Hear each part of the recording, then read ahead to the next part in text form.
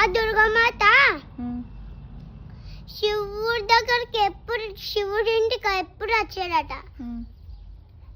అప్పుడు ఆ శివుడు ఎందుకు రోజు బయటికి వస్తున్నావు, రోజు రాకని చెప్పిన కదా అని ఆ శివుడు అంటుండట.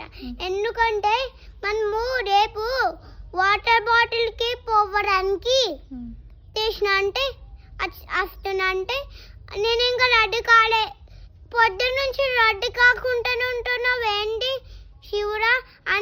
శివుడు అని చెప్పిండట. చెప్పినాక ఎందుకంటే నేను ఇంకా నేర్చుకోవాలి, తొందరగా చేయుడు అని శివుడు చెప్పిండట. చెప్పగానే దుర్గమాత మస్తు కోపం వచ్చి శివుడు గుడ్డ కొట్టి పెట్టుకున్నామా అని శివుడు చెప్పిండట.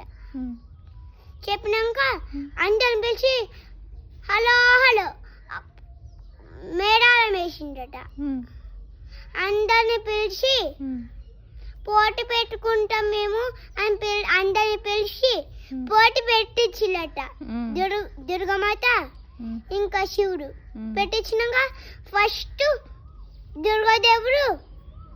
దుర్గమాత ఇంకా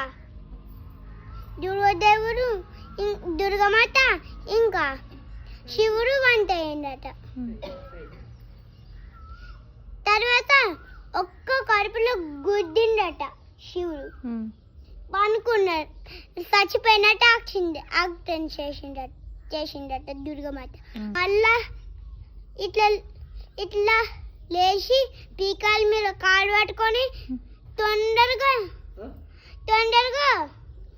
ఇట్లా గోడకి గుద్దేసి చంపేసింది.